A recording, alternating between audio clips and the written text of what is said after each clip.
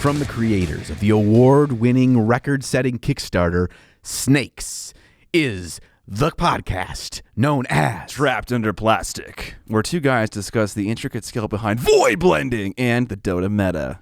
Wow. That's two us. of my favorite things. Two of my favorite things, that and soft cookies, am I right? Ah, fuck your Cakesters. Shout out to Cakesters. Oh, man. Oreo, hit me up. I will crush you on Twitter. Wait.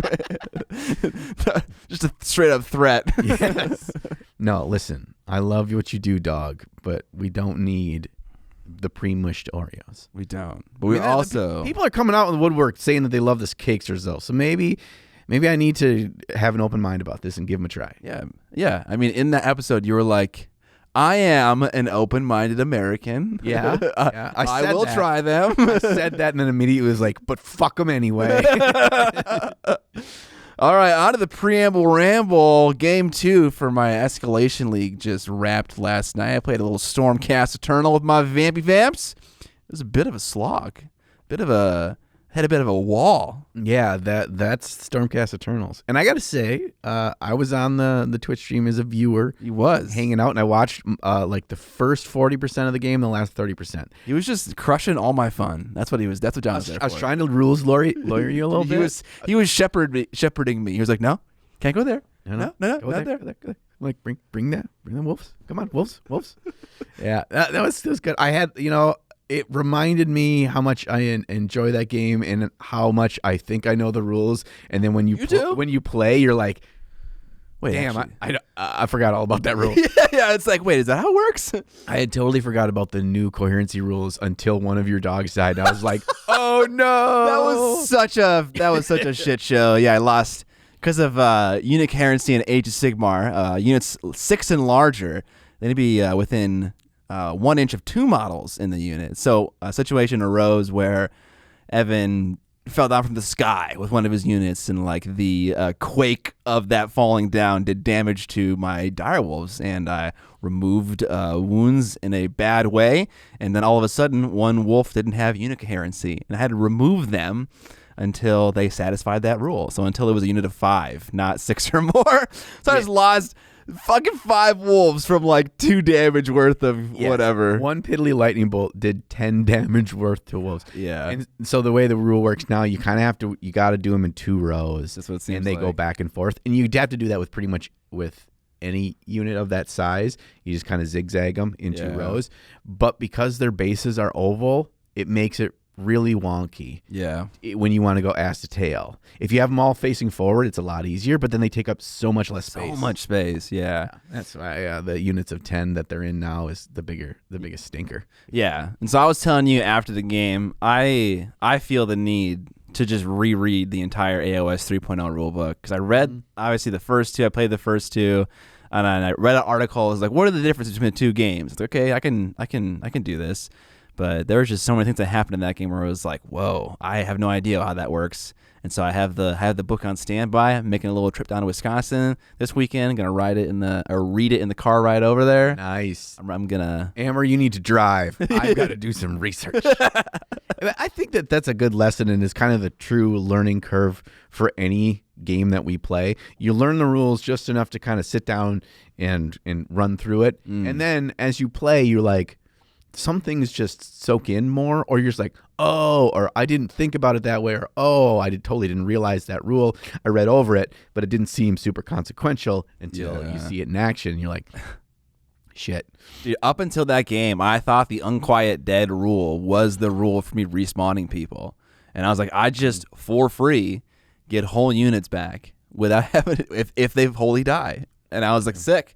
But no, that's like the movement ability where like they can stay off the board and then like teleport on by a gravesite. I mean, the good news is, and here's why that rule is less good in oh god, we're digging in here a little bit. We're digging in. That rule is less good when you're playing small points like this, because there's less enemy units all across the board. You're killing them less often. Yep. And then you're not getting your bonuses to just bring you back shit back for free. The good news is that rule goes off on every battle shock phase. Yes. Opponents and yours. That is nice. And it is technically free, and it doesn't cost any resources. It's just not guaranteed. Yep. Like so many things in Age of Sigmar, man, Riders of Ruin needing to roll a 2-up and me failing that both fucking times on those stupid annihilators. Man, I was baby raging internally, but I was like, keep it together for the stream, Scott. all I need is not roll a 1. Yeah, that's all I need. That is when you roll a 1. And I need these mortal wounds on these fucking 2-up save guys. Yes. But it ain't happening. Okay, Yes. there's the baby rage.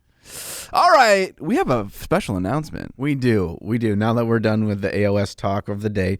If you went to Adepticon and you got to experience a little Tup Live thing, we're doing it again at LVO, but bigger and better. Yeah. So substantially bigger and better, in fact, John. Yes. So we were approached with an opportunity to do a Tup Live in the grand auditorium, a 50,000 square foot auditorium. Now, we're not going to have enough seats to fill that whole place because I think during the day that's where the tournaments are going on. But they've got like a big screen. They got all the sound system and everything set up for concerts there. And they're all going to be there for us, for all the goody PBs. And we want as many possible butts in the seats as possible for Tup Live. It's going to be wild. Your questions, your deep-seated questions that you've been thinking about all the time to ask us, you'll be able to do that live with us there at Tup Live. Now, the other good thing about this is you don't have to commit to a whole bunch of stuff at LVO to still come. Maybe it's like, I want to do a Vegas vacation over a long weekend, right? Like the regular just get into LVO tickets are cheap. You could go there. You can do some shopping. You know, you could go to all the vendors and shit, and you come to our thing in the evening, and then you could still hit up the buffet. You can little buffet, a little gamble, little Wayne Newton. Oh, because they're like there's like ongoing concerts at various like Siegfried and Roy, or is it just Roy? One of them died. I don't know. One got eaten by a white tiger. Okay. Carrot Top. Who else? Elvis. Blue Man Group. Dude, Elvis is that. I'm naming actual things you can do in Las Vegas. Are these actual attractions that you know that are going on? I thought we were just making jokes. No, I mean I'm making jokes and being factual. You know for a fact there's a Blue Man Group like attraction in Las Vegas? Like that's going on like annually or whatever? Yeah, they have a residency there. They do? Yeah. Oh, okay. So does Carrot Top. Okay.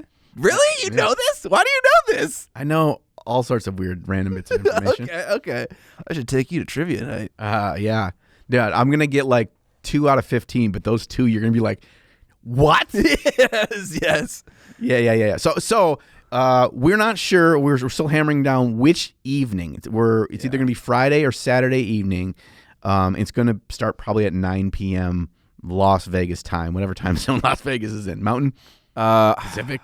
Mountain Pacific? Man, I know Colorado's Mountain, and then California is West Coast time. So that's like kind of in the middle. So I don't know. I never know. I'm gonna guess it's West Coast time. So 2 hours behind us. That's why I never know for Arizona either. Yeah, that's a little tricky. But Arizona is mountain. Oh, okay. Then probably Nevada is mountain time then. So 1 hour behind. They're us. right north of them. Okay. Yeah. We could go on like an ayahuasca journey out in the desert. Oh yeah, I'm down for that. Okay. Yeah. If you guys have any like thoughts or opinions about like the format of the live show, let us know. Like if you want the whole thing to be like a Q&A, if you want it to be the typical format with the main topic replaced with a Q&A, or there's a lot of different ideas of how this could work. Let us know. We'd love to make a show that you guys would enjoy being at. Yeah. And we will of course record it, and because we're already doing the episode, we want to make less work for ourselves and not have to do another episode. Like, boom, that episode is done. So everyone will be able to see that, and we'll probably do a little riff at the beginning about what's going on and how our event had been thus far. Absolutely, yeah. Sounds like a great idea. I have nothing else for the Preamble Ramble. I have one more thing. What do you have? So Halloween just passed last weekend as of the recording of this. It did. Did you have a good Halloween? Did you do anything fun? I watched Sleepy Hollow for the first time and really, really fucking liked it. Dude, I remember when that movie came out and I was working at the video store, and I hadn't heard a lot about it. Took home the VHS, took it out of that thing, put her in the player at home. Wow, it's a good movie. It's so fucking good. Let me tell you, we need more fantasy in like early American 18th century, 19th century. Like that's so, because like all the fantasy we see is like medieval times, like kind of 1400s, 1700s, somewhere in there. But this is like, this is like early colonial period, and it's just so fucking cool. It was so cool. So I was like asking questions. I was like, what does an elf look like in the colonial period, or a dwarf look like? Like, do those things transfer over, or do they only exist in like a kind of that more old school time period? So it got me thinking a lot about that kind of stuff. But yeah, it was great. Yeah. You know who else had this like same train of thought like 20 years ago? Ooh. J.K. Rowling. Oh, yeah? Because Harry Potter is modern fantasy. Well, I guess so. Well, okay. Yeah. But are there elves? I guess there are elves in that, of course. Yeah, and there's goblins. And there's, Yeah, you're right. But I'm not shitting on your idea because your idea is not like ununique. It is, and I like those kinds of thought processes. Yeah. You're like you look at things from a way you haven't before, and then it gets your creative juices flowing. Yes, and there is an idea that I'm withholding from the goody peepees. Well, I can see it. I see right through your eyes right now. Yeah, that I have for a future model that I'm very fucking hyped about. Okay, yeah. I mean, I'm for this. This is good. I could see like when you first like brought it up, and I was just like, oh man, this is such a good idea. Yeah, it's such a good idea. Okay, I will say Christopher Walken was a bad casting for the Hessian mercenary, the Headless Horseman. He's just like not an imposing or scary character, like, and I think it's because he's kind of a typecasted person a bit. Right. I see him so much as like I don't know, Eastern European mobster of some kind. Yeah, he's kind of like cool. He's kind of like suave. It's just like you're not like a talk like walking. Yeah. Or it doesn't matter. Yeah, you're not like a heartless mercenary. In at least in my head. It's like if they were to cast Steve Buscemi in that role. You're just like, all I see. That's a bit more extreme. I mean, it's not that much more extreme. Walken is a character of himself at this point. It kind of is, yeah. It's like he comes with that baggage as an actor. And maybe not so much at that point in his career, so maybe we're kind of like being a little unfair, but that was the only weird thing I had about that movie. I don't know. At that point, he had done... Maybe it hadn't jumped the shark on him like playing character of himself at that point. Yeah, he had already done like Pulp Fiction, which was kind of that was the start of that. Maybe that was like the tipping point of like him seeing that's how he could keep getting awesome roles. Walken was in Pulp Fiction. Yeah. This watch belonged to your grandfather. Okay. I can only remember the two main up characters. my ass for 2 years. Okay, yeah. And I'm giving it to you.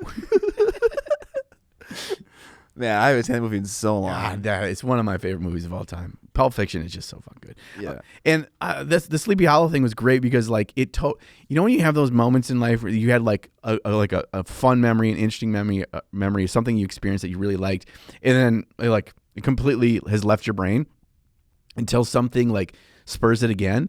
I totally forgot that movie existed. I know, yeah. I was like, oh my gosh, I forgot. Now I need to watch it again because I don't know, whatever, like 19-year-old John or whatever, when that movie came out, and I watched that.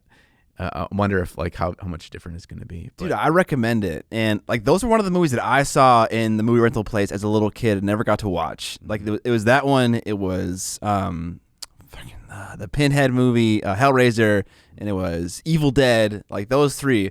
And they keep coming back slowly as I remember them. Like I remember the Sleepy Hollow like a month ago. I was like, we have to watch this movie because I've never seen it. And I've always wanted to watch it. So yeah, I love that feeling. Dude, that's why I loved and this goes back to when I was a kid. This is totally still related to Halloween, so we're right on topic. So 80s and early 90s horror movies, you know what they did so freaking well? They made awesome box arts that made you want to watch that shit when you were a kid. 100%. Yeah, and you're like, oh, ghoulies, that looks so sweet. Yes. These nasty gremlins coming out of a toilet. Yeah, honestly, we've really gotten away from that with the newer horror movies, and I don't know why. They're all super dark and kind of like hard to make out in a thumbnail size, and yeah. I think there's probably some like interesting perspective on this where you had this generation that grew up as kids, first of all being allowed to watch scary movies, and in like the heyday of monster, scary, horror,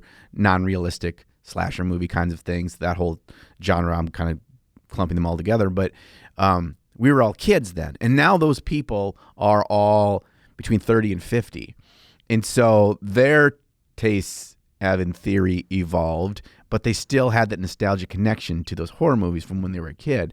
So it's like we need to make the horror movies that will appease to them now that generation is older. Yeah. Instead of just like making a crazy ass werewolf movie with the dude in a suit. I want to see that. I want to see American Werewolf in London. Oh, yeah, that movie's so good. You know, I want to see that again. So yeah, but that's good. I like that. What I did for Halloween. Yeah, dude, tell me, because I saw a picture and it was. Oh, there's so many more pictures out there that are not allowed to be disclosed. It was carnage. I took videos on my phone. Oh no. That I was gonna post. I think one of them made it out there, but I was not in a mindset to make decisions for social media at that moment. So I went to a friend's Halloween party. So Sexy Teeth Joshy, his parents do a Halloween party every year, but a bunch of us. It's at their house. There's a bunch of us guys, a bunch of my friends, D&D friends, Magic friends, Warhammer friends. We all show up. Spouses are there, and we just have a blast. And me and Ginger Jesus and my friend Big Tony, we all went as members of Eagle Fang Karate. So we were doing karate moves in the driveway and stuff. And I drink a lot. A lot of Fireball. I brought a bucket of Fireball. A whole bucket? Yeah, you buy these buckets of Fireball, and they're like single shots, and there's like 20, 25 of them in the bucket. And the bucket was gone by like 10 p.m. Oh, no. Yeah. We had a lot of fun. We played some. I got one, at one point. Okay, I got a couple stories. I can't tell all these stories on the internet, but I'll tell a couple stories. So I can direct the exact moment where I knew my night was not going to end well. When Sexy Teeth Joshy's wife, Emily, she was dressed as Professor Trelawney from Harry Potter, and her costume was amazing. And she's the one that can see the future, and she's got the big, thick glasses and the frizzy hair. Yeah. In her pockets, she brought this stuff out, and she gave it to me, and it looked like a potion. It was like a potion, but it was it was like a bright red, like a heal potion. Yeah. But it was some kind of a pre-made cocktail. Okay. So it was drinkable. It was drinkable. It was like the size of a grenade. Okay. And so she's like, I have this potion for you, young adventurer. And I was like, okay. And you were like, potion seller? I need your strongest potions. That I will say, that was her strongest potion, because I cracked it and I shotgunned it. And I was like, oh, this is fucking delicious. It tastes like fruit punch. And then after I'm done, I'm like, suck it all down. And I drop the thing down. And I'm like, the aftertaste tasted like rubbing alcohol and cat shit. Oh, it was terrible. And I look at her, I'm like, where did you get that? And she's like, oh, they had them at this gas station in Iowa. And I'm like, wow.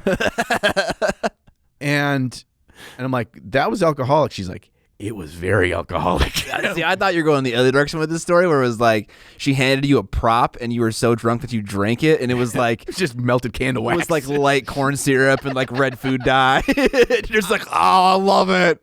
It looked like a fruity fun drink, right? Yeah, so I thought I was like, when you're filled with Coors Banquet and Fireball, adding a little Iowa, little sugar Iowa in your tum tum, that thing's got real hazy. After that, at one point, I was down in the basement playing Rock Band, right? Oh, hell yeah, dude. So I love me some drunken Rock Band. And I was not of the position to be able to stand up at this point. And so someone was playing the drums, and I took the foot pedal. You just stole it? Stole the foot pedal. And I was like, I want to play. And so I just sat there and I hit my arm on the foot pedal to the bass drum beat on the song. Nice. All I could handle was playing bass drum. Yeah, you had that amount of motor skills and no more. Yeah, and somebody had their kids there. I don't know where children came from. There's a little boy there.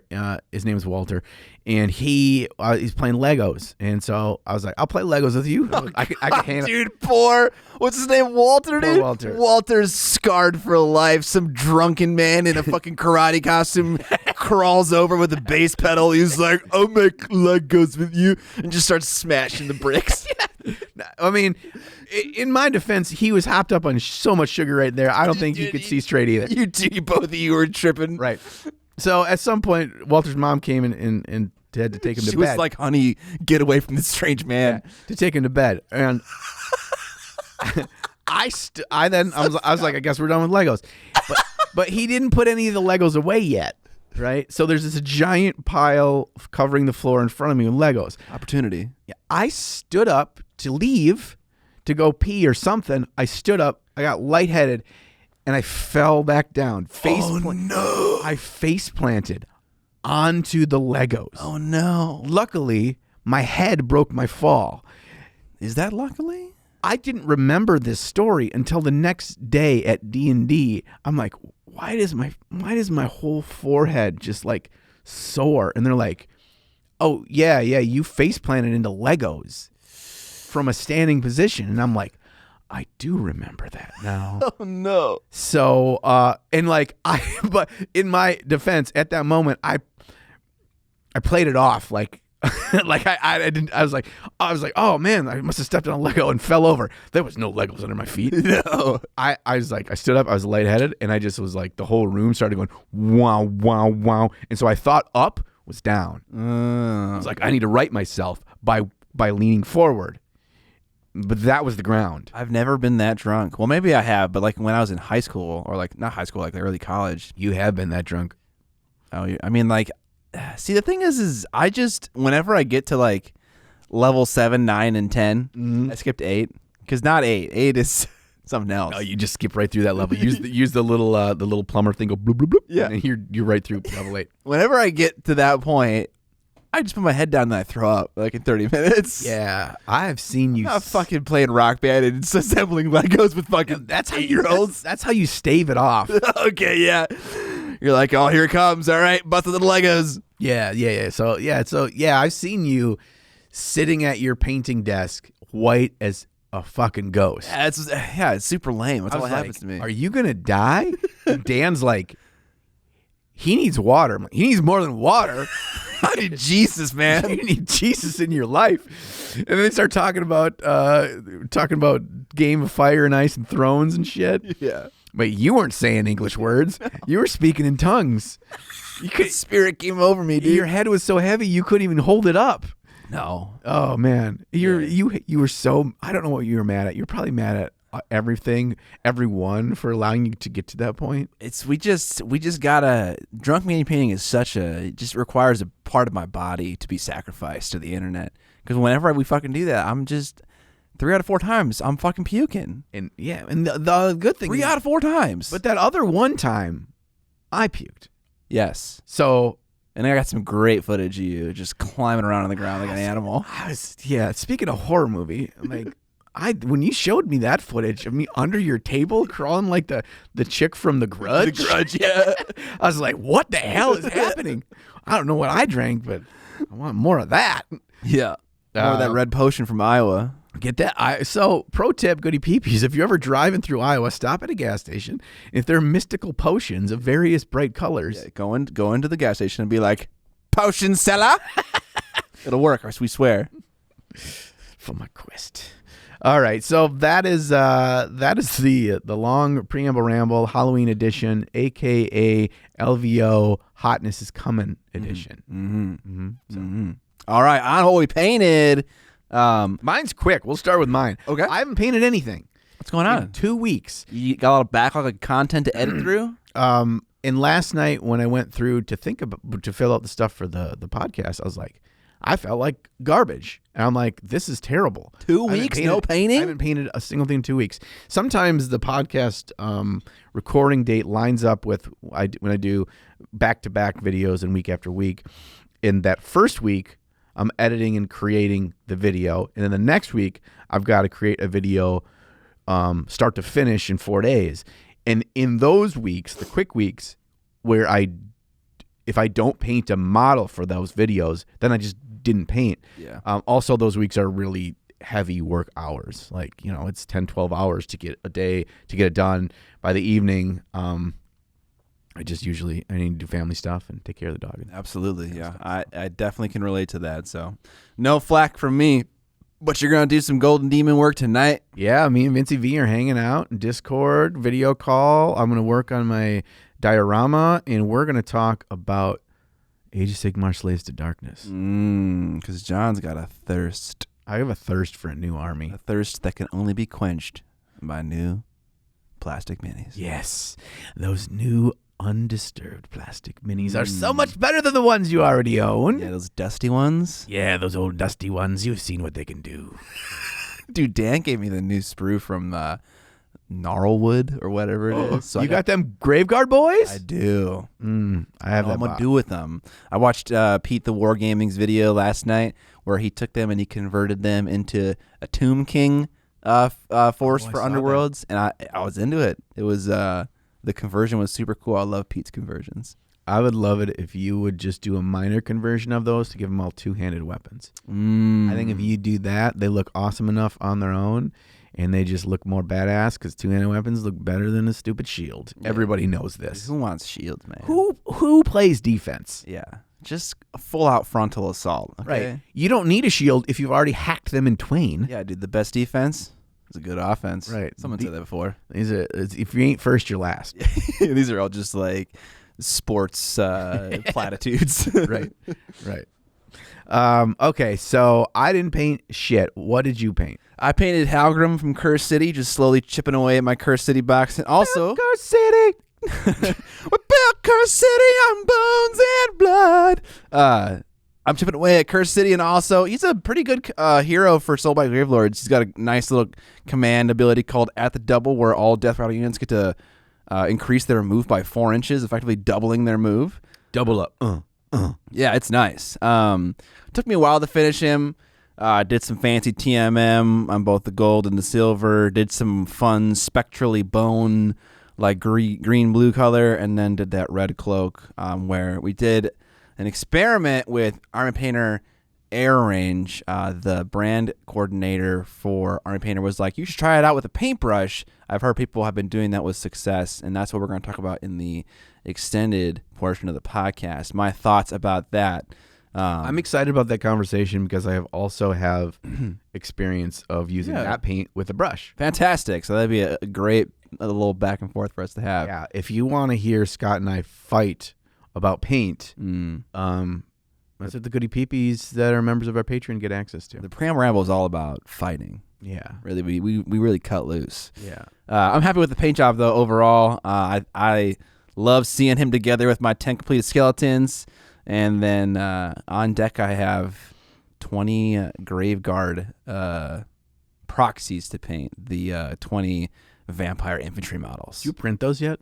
I have just started printing the first one in the last couple of days. I'm trying to dial in the settings, so I'm doing one at a time and seeing, because like you can do a resin exposure test and that's fine, but it might not capture the model exactly. So I'm trying to find the exact lowest exposure that I can have before print failures start occurring for the models, and I'm gonna let them all rip as high quality as I can. Let her rip. Yeah. So I'm excited to paint those little fiddly bits. Like you don't want to walk that line too close. I usually find like, if this is the line, I back it up one step because the last thing I want to do is have a 12-hour print and there's just like 3 arms didn't get attached. It's those tiny supports.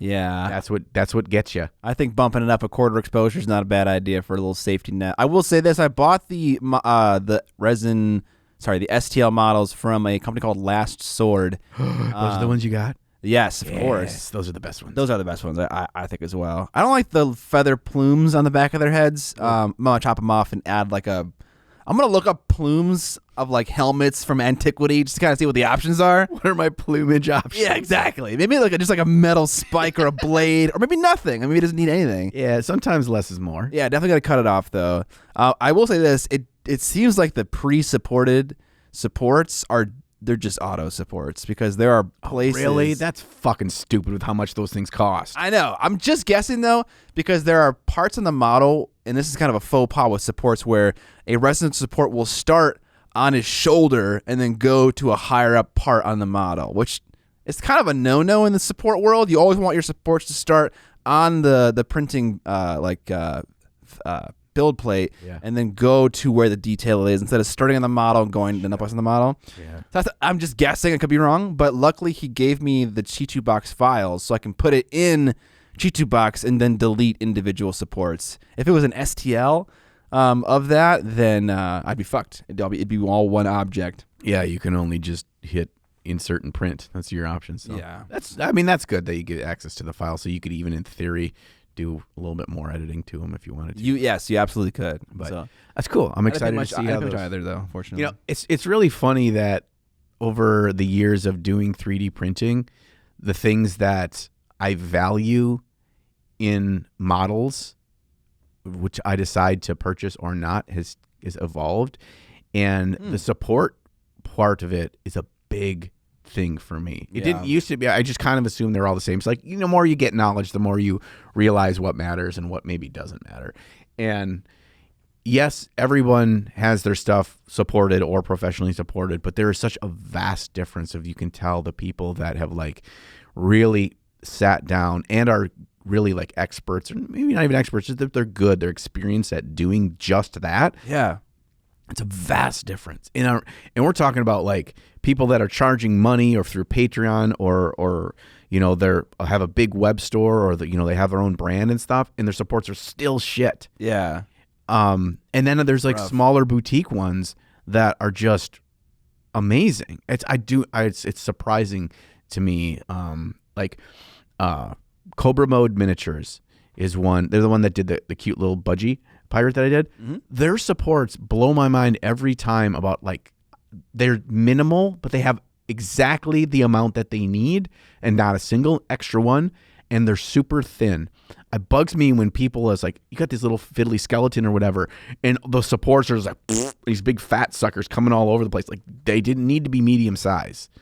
I mean, it's not that difficult for you to just like because it's kind of a crutch, because you can put big fat ones and I can have less of them, or I'm not worried as much about failures because I've got these big fat ones, but it's a pain to clean off. They're just like, it really deters you from like dealing with all the details. And when you try to pull them off, you're that much more likely to break it, even if you have it in hot water, soaked in hot water. Like, yeah, this big fat support is on this little thin blade. One of those is the path of least resistance to break, and I'm not guaranteed it's the support. If you have little tiny thin ones, it's not a problem. It is really like its own kind of art form. Mm-hmm. Like you can be good and bad at it. I think like the optimal support size is like a little bit bigger than the smallest detail on that individual model, right? Because if my supports are so thin that I'm having to adjust my exposure and overexpose for them to print successfully, I am fucking up detail on my model. And like that's like a no-no. Like you should not get in the way of the model's detail. But you can't have it so big that happens where you're clipping things and like swords are snapping in half. Because ain't no one fixing that. No. You're just gonna replace the blade at that point. No one's fixing your little resin sword. That's not possible. No, yeah. Got a painting light week for you, but I'm sure next week we'll come back with a fury. Yes. I have a desire to get started. I got excitement for a couple of video ideas that are going to be heavy painting ones coming up soon. I need to keep cranking on my diorama, and probably get some footage of the stuff. You just touched toes. Oh, hello. Yeah.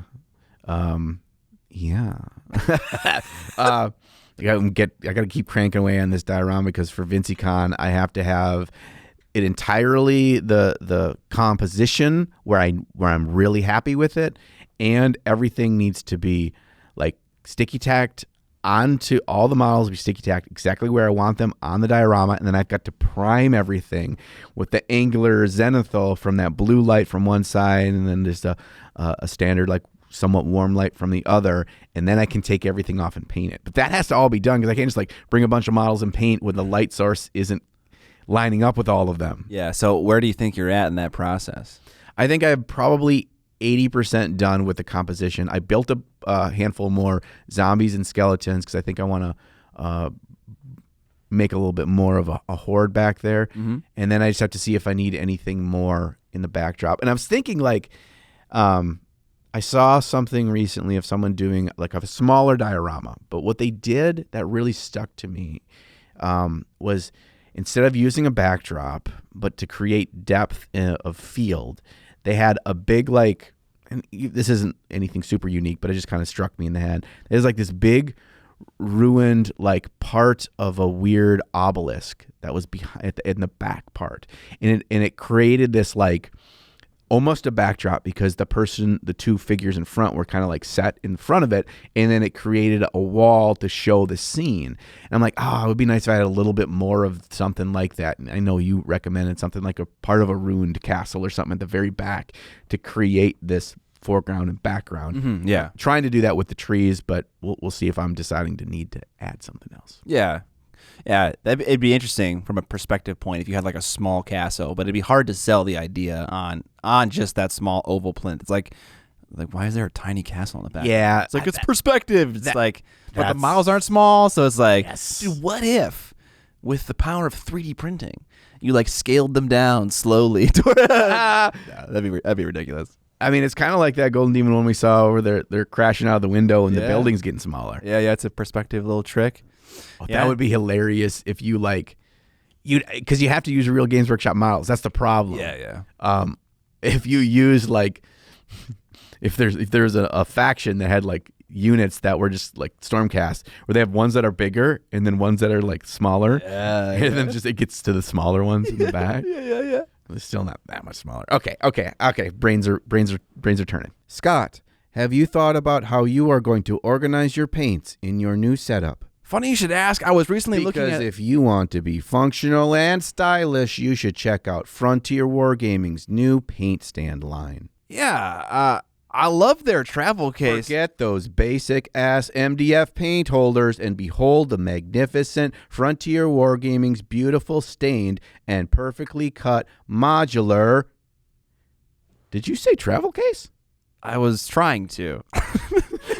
I actually brought the paint case with me to a recent cabin trip, and the light and plastic mat on the inside of the lid came in handy a surprising amount, along with all the other convenient storage features. Well, Frontier Wargaming's paint stand is completely compatible with it, and it is completely modular, with the ability to hold most paint ranges, including those cool little drawer inserts that hold tubes for your oils that you can just tuck away down in the drawers. I was playing around on the website configuring my paint station, and it was shockingly simple to use. Often small hobby company websites look like they were straight out of 95, but Frontier Wargaming is the exception, apparently. As you switch out components with the configurator, you can actually see each tray change, giving you an idea of where it'll be in the final layout and what it does. You're really going full ball sack on it, aren't you, bud? And you can go full ball sack on Frontier Wargaming's full line of products. Thank you to Frontier Wargaming for sponsoring this episode. You can find all their fantastic products in the description below or show notes depending on where you're listening. Thank you for sponsoring this portion of today's episode. Now on to the main topic. Today's topic is from the one, the only, Dan Molson! Holder of 178 rocks. Dang it. We have a thing for the horn, but we didn't get it, so all you get is this. It didn't do. Oh, sure. There it is. I pushed the wrong button. Dang it. Sure, Dan. All right. The question on Dan's mind is the content creation sphere saturated? Are there too many? Are there just the right amount? Is there space for new people? And the answer to that question is yes. Don't try. We have the keys to the kingdom. We have the land. You can't take it from us. Large tracts of land. To give Dan full credit, we're going to read his exact question. So then if his question is messed up, we can make fun of him forever. For aspiring mini painting content creators, is the market too saturated to realistically get a seat at the table? Well worded. What an eloquent worded question, Dan. Right. He didn't even say the word YouTube or... miniature painting. I love seat at the table. Like that's a great way to put it. Yeah. Is there a table? Like we haven't been invited to the table if there's a table. Yeah, I want to be part of the round night, dude. The round night? The round table of YouTube nights? Big fat night. Like the Dark Souls like guys all fat. Yeah. So if there is a table to have a seat at, I assume I'm at the Thanksgiving kids table. Because yeah, you're doing the fucking Legos and drinking the red juice. Yeah. And I'm blowing milk out my nose. Looking over and it's like, Mom, I don't want pumpkin pie. I don't want to eat this. Ew. Yeah, so I think the short answer to that question is absolutely, emphatically yes. What are you saying yes to? Yes, there is absolutely space at the table for new content creators to come in and rock our worlds. Okay, I wasn't paying attention to any of that because I lost my Mountain Dew there for a second. You were panicking. You were like, nervous. holy shit, where's my bubbly sweet drink? Yeah. Okay, so I got some stuff to say about this. Okay, I got some stuff to say too. Yeah, well, that's we're at an unfortunate part of our lives to be able to do so right now. in this Welcome moment. to the format of a podcast. Yeah, this is how podcasts work. So, okay, so my first thing to say is that, like, we're at a really good time, in my opinion, for miniature painting in social media, in individuals wanting to share what they want to do, whether it be through YouTube, through Twitch, through Instagram. There's probably others, TikTok, I guess, if that's your thing. Like, we've gotten to a point of there's enough people out there doing it that a lot of the trails have been blazed.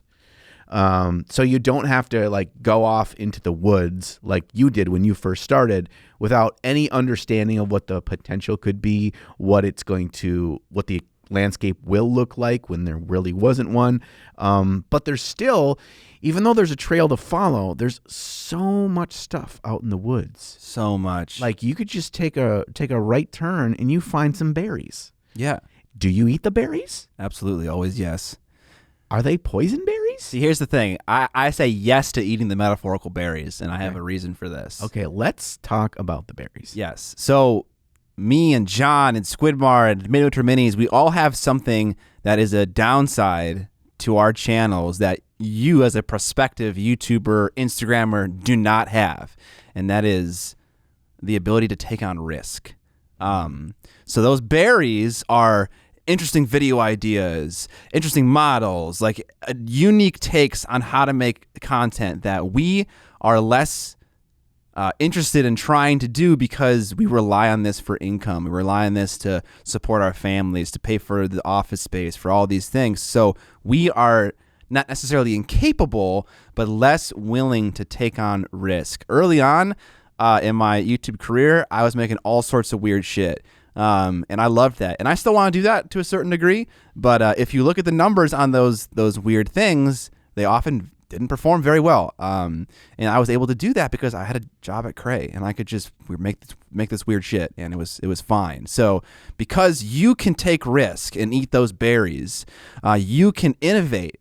And the thing about staying on top or staying in the top is that if you're not changing, like, you're dying, you're languishing. So because you can change so rapidly and try to all these new things and incur no risk, you might strike gold. You might find that next thing that I'm copying, that John's copying, or whatever it may be. So eat the berries, 100%. Yeah, and then after you eat the berries, you can second harvest, and then you get a new version of the berries. Second, is this like a video game reference? No. Second harvest? Yeah, no, it's a reference, but it's not from... All right, fucking tell me what it is. All right, second harvest...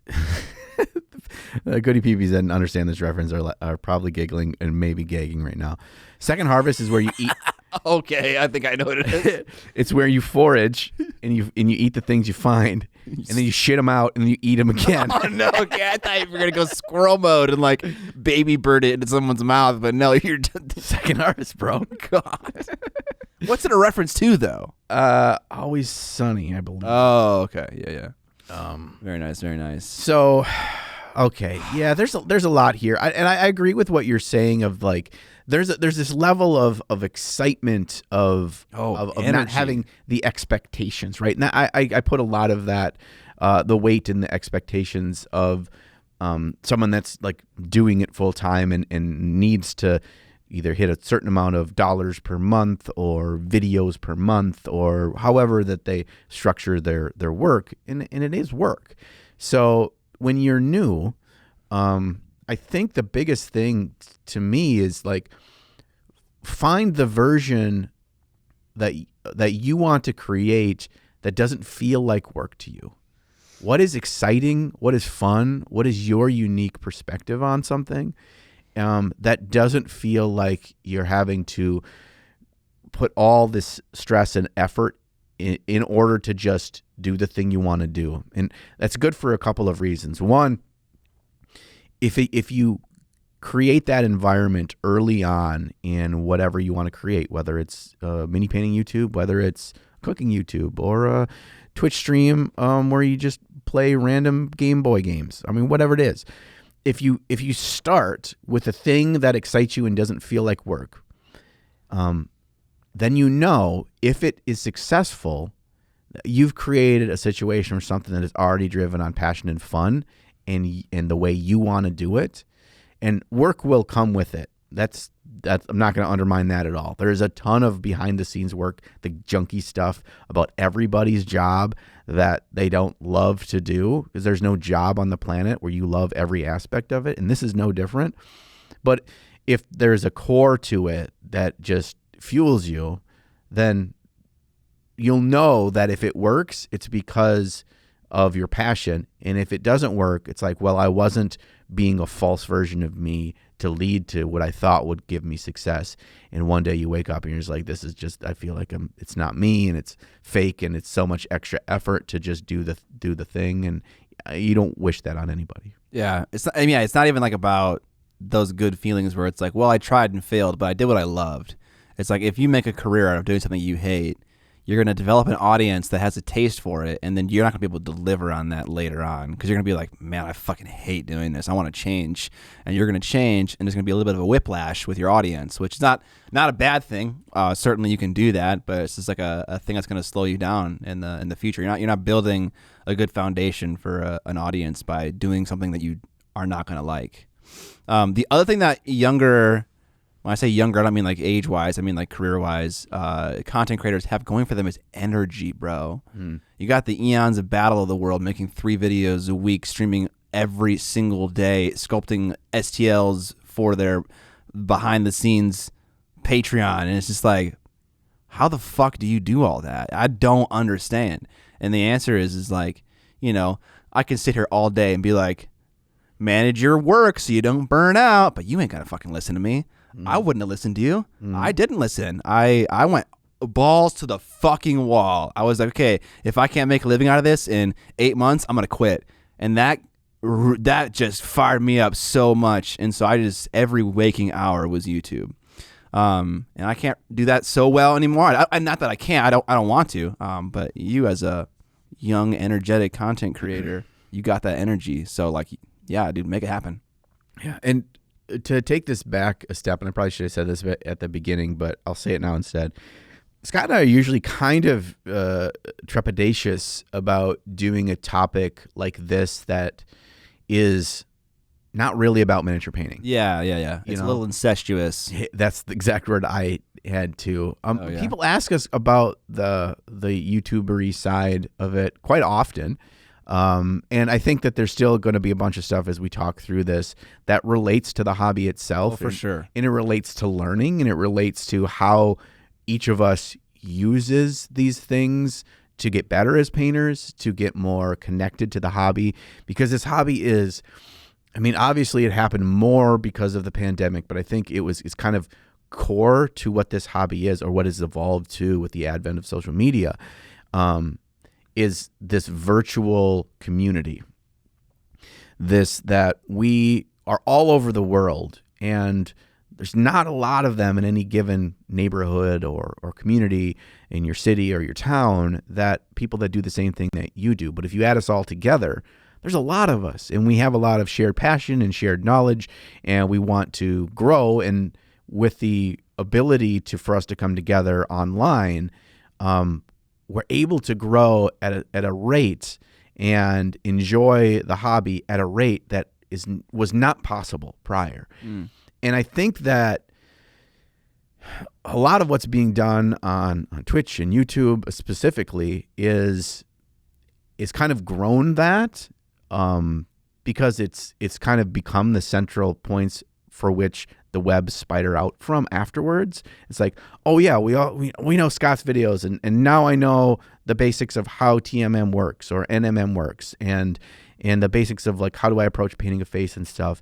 And then you learn about other channels, you learn about Facebook groups, you learn about Instagram people to follow, and then you find out about their Patreons, and they do their own videos on their Patreon, and so we're often like familiar with, or our starting points of really getting that learning in is either from like the Warhammer, back in the day, the Duncan Road stuff and the Peachy stuff, and then now whoever they have nowadays, I don't even fucking know. But like, either that or the Dr. Faust and the Vinci V's and the Scotts that were doing this for a while. And then it's just kind of grown on top of that. And so I think it's really interesting is like looking at the content creator side of things as someone that just wants to learn from it, and then kind of you develop your own perspective as like, gosh, I wish there was someone that did this. I really would like it if there was a channel that was more like this, or I liked this video and this video, Scott's. I wish he did more of that. I wish there was a channel that was just like mostly that. Yeah. And I think that's why we get more of these kinds of questions is people are getting exposed to more things. They're seeing different content creators, different perspectives, and they're developing their own taste of the kinds of things that they like more and the things that they don't like as much. Mm-hmm. Are you more of a 52 miniatures of the world where it's very visually appealing? It's almost like a story-driven narrative in the video, or are you more like a technical, interested like mini painter, like Vinci V? Like these are in my mind, these are like two creators on polar opposite ends of the spectrum in terms of the kinds of content they create, and those are that's just one spectrum of content creation. There are other ways we can compare videos, and like there's just, you know, it's like a RPG character builder, right? Yeah. It's like, here are your 5 to 10 characteristics for your channel. Like, where are you going to be in the slider for all 10 of them? Where are you going to put that nose slider? You know, you want the wide nostrils, you want the long beak, you want somewhere in the middle. Well, how about that forehead, height, you want a 5 head, a 10 head, or do you want a 1 head, Right. You want to go eyebrow, eyeline, hairline, like right there. Dude, just Cro-Magnon man all the way. Yeah, you want a pronounced jaw. This, all these things we're saying right now, you may hear them as us talking about video game creation sliders, but it's actually us talking about your future YouTube channel. Believe it or not. Believe it or not. Someone's just going to do a YouTube. It's probably already exists. There's a YouTube channel where all they do is they make characters in the character creator. They don't ever play the game. Dude, wow. That's such a... I bet that's a thing. Yeah. I would love that. It's just like a joke the entire time. Yeah, like make the silliest characters you can make, and then also try to recreate like celebrities. It's like, all right, well, I'll see you next week for next week's character creation. It's like, wait, it's not gonna play? And just deletes the character and exits out of the game. No more Elder Scrolls for you. Yeah, so I mean, I think why we're at a really cool point now.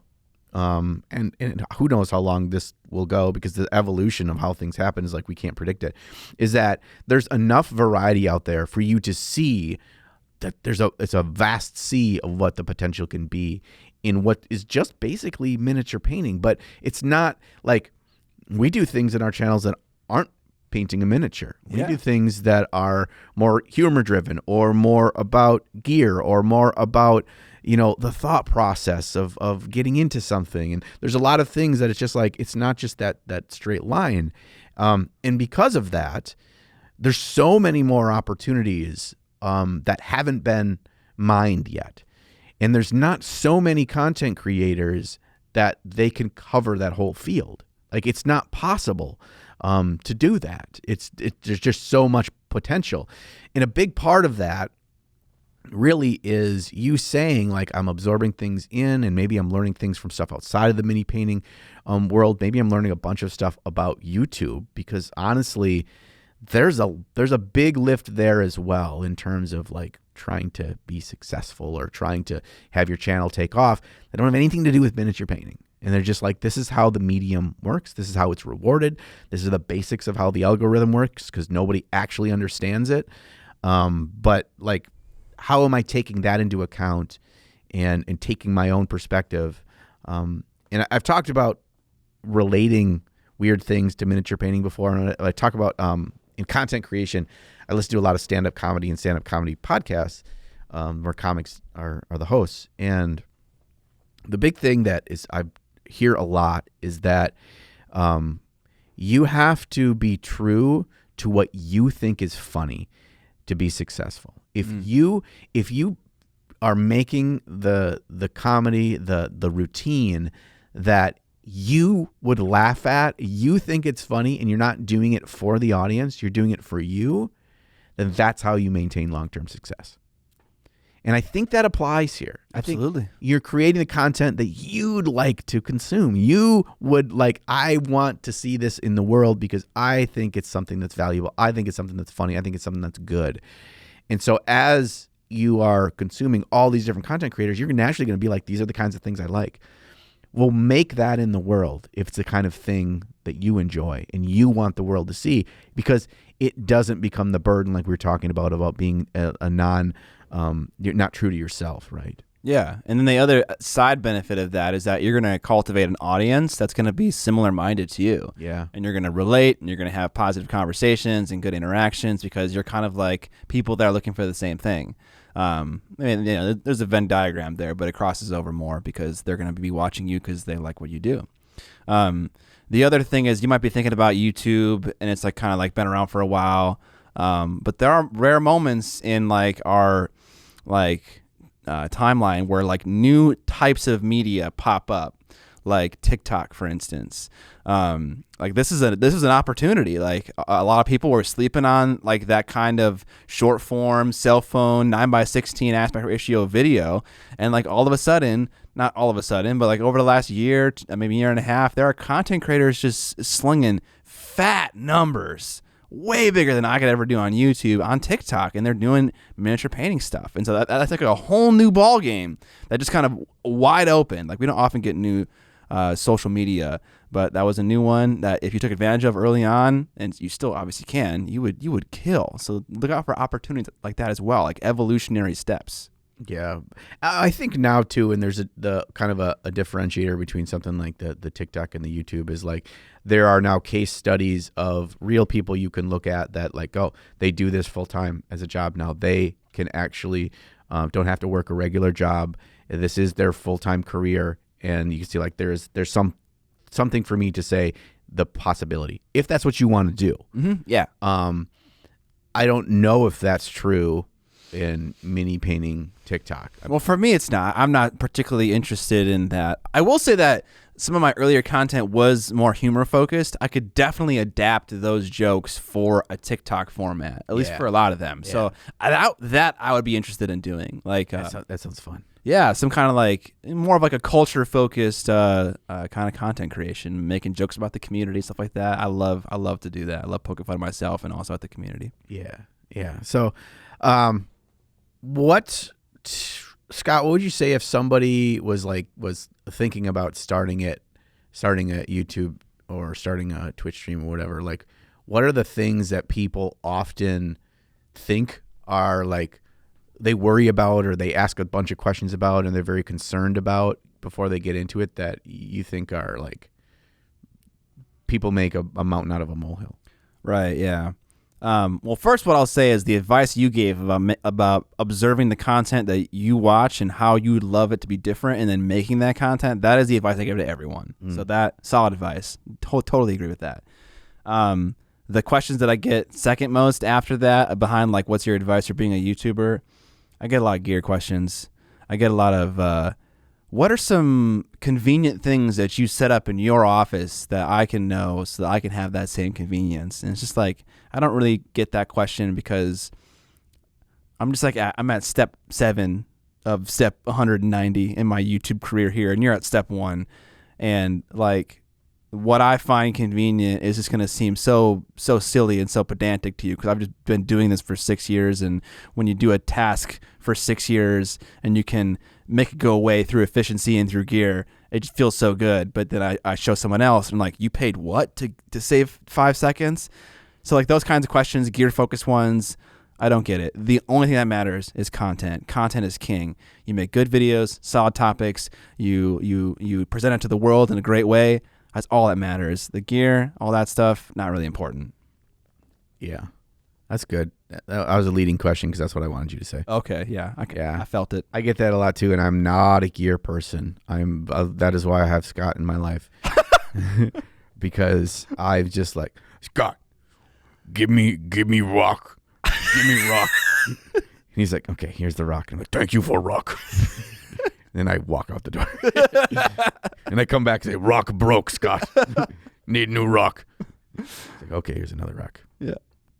Rock, don't start fire, Scott. Okay, here's a stick. Thank you, Scott.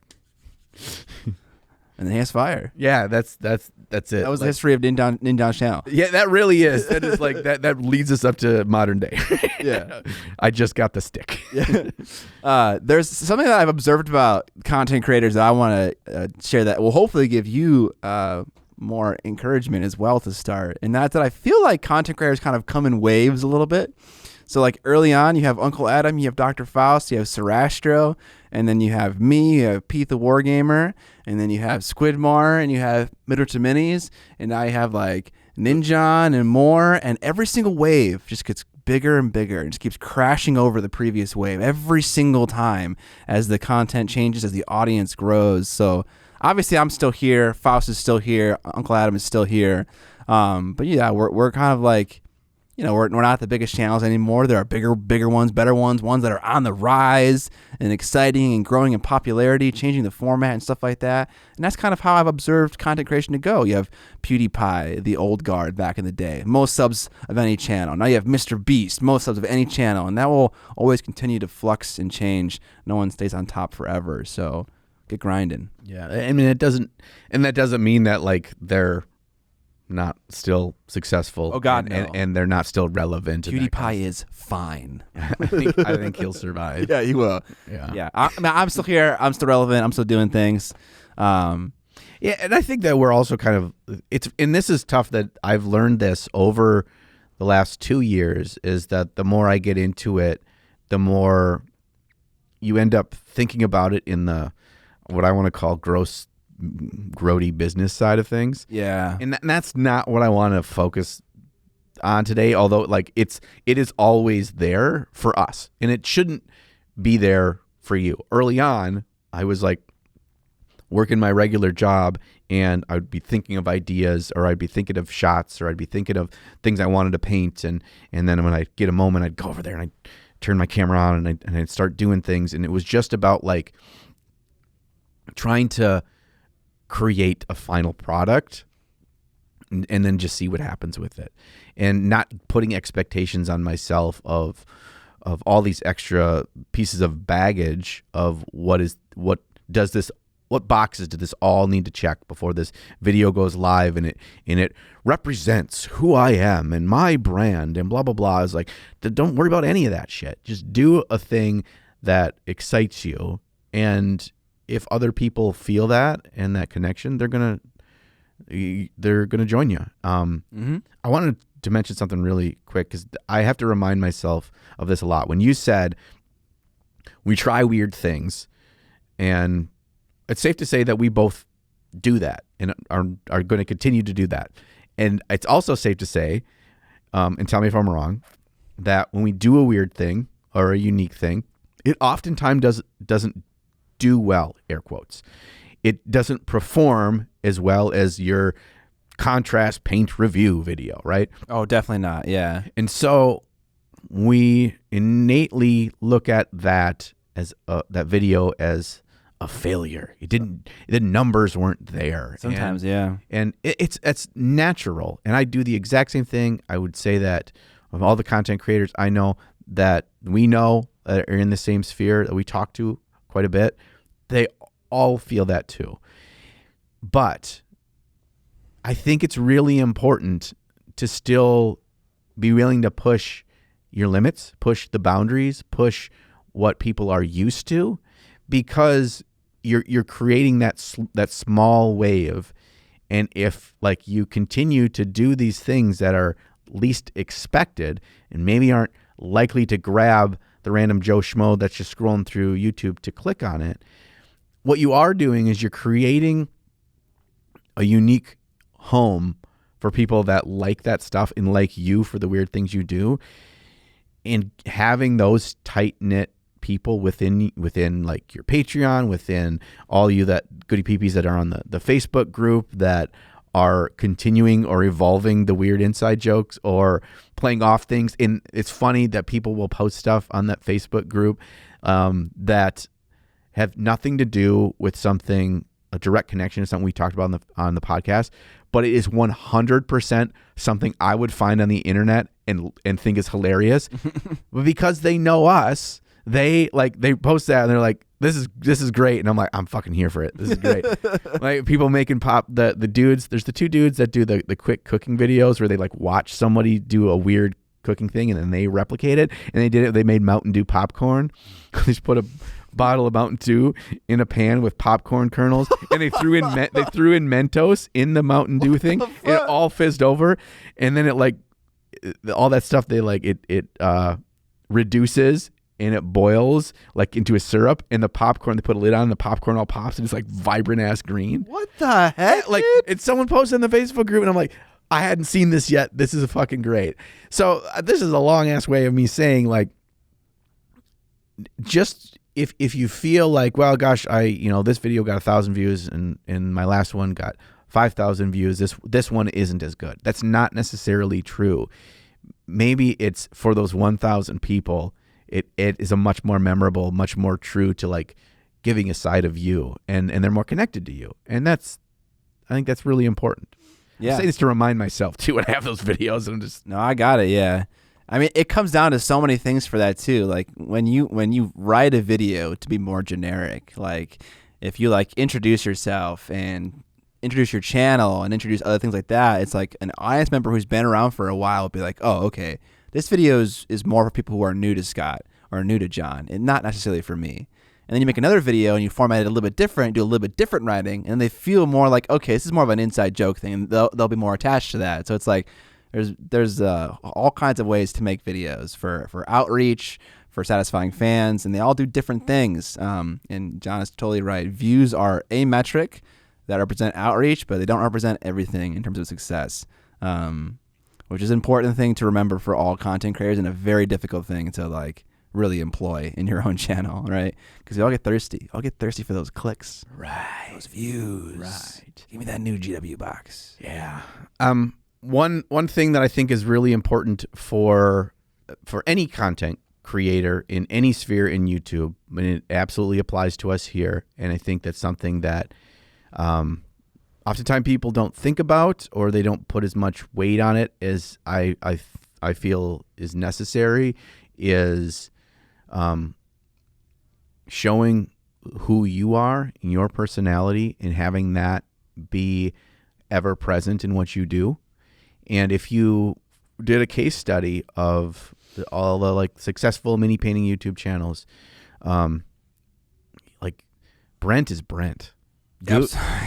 Like Goobs is Goobs. You can't deny the uniqueness of characters, and each person that has any level of success, and maybe they're just up and coming, or maybe they've been doing it for years, the connectivity is as much about going with the journey with that person as it is about what exactly they're doing. Mm-hmm. And keep that in mind, and reference that and think about that as you are starting things. And I know I'm giving you a 100-pound bag to drag with you, and that's not very feasible. But I think it's really important that what separates the people that you're like, oh yeah, they make good stuff, that was very informational, and the people that you go back and watch every one of their videos, it's because of the personality. It's because of the liking to be there with them, mm-hmm. And that doesn't mean you have to be over the top and silly Mr. Beast to give away $10 million. Like, you have to do that. Unfortunately, that is a thing in YouTube that creates success, and then that becomes a trend. But that doesn't that doesn't mean that you have to be that kind of person to have success with it. Mm-hmm. But just be you. But don't, even if you are a quiet, introverted person, just be you, but don't shy away from you. Don't I'm not going to spend time telling you what I'm thinking and what I'm feeling and what my weird brain thinks about when I do this kind of a thing. Don't edit that part out, because that's what makes you, and that's what people want.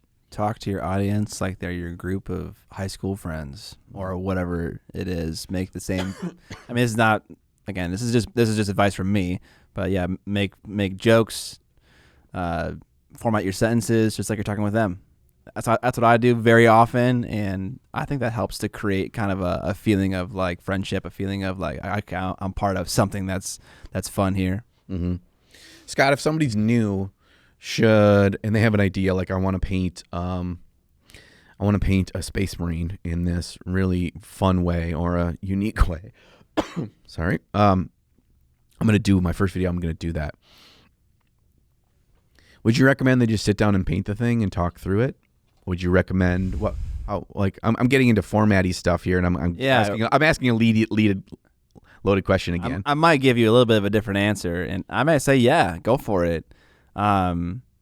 Like you said earlier, like you went early on in the process, you were all about just fucking doing the thing and not worrying about how your brand is being represented, not worrying about how you're min-maxing every detail of YouTube, turning every dial to 11.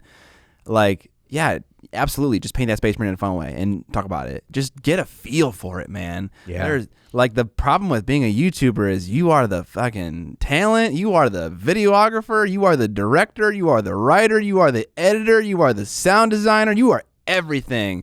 There is so much to learn, I'm sure, as you can attest to, and it is overwhelming. Zambies is probably going through this process right now. She just released her first video. Yeah. And she was like, editing is totally new to me. And that's a lot. Like opening Premiere Pro or DaVinci Resolve for the first time, you're kind of like, what the fuck is going on? Right. So absolutely, keep it simple. Hell, you could even make the videos, not release them. That'd be dumb. I don't know why you would do that. But yes, keep it simple because everything else is so complicated. Yeah. I think the core of your answer there is right, is just do it. And it's the same thing that we deal with as miniature painters. And I feel, the kinds of questions we often get either from our patrons for this show or on the Facebook group or from our own Discord channels or each other's Discord channels.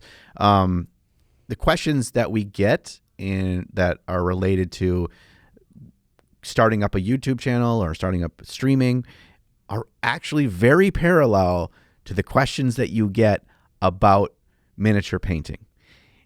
They quickly get into like knee-deep water when you just need to go through it and do it. Put the cart before the horse. Learn just enough information to be dangerous, just enough to get started, and then act. Because we often think like, I need to watch 20 videos on NMM before I try NMM. No, you don't. No, you don't. You need to watch a basic video or even no videos or whatever you watch. Read one breakdown PDF or watch one Patreon video from somebody you really like how they paint. One thing, and that'll just give you just enough confidence to try it.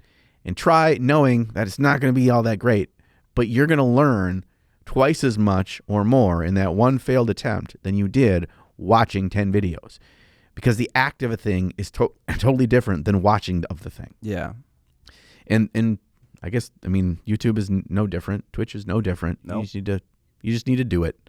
Yeah. But obviously you were leading the question in a certain direction. I don't know if I went in the direction you were expecting. So I'm assuming you have other advice regarding making a video about painting a miniature. Yeah, I do. But maybe it's my own perspective on it.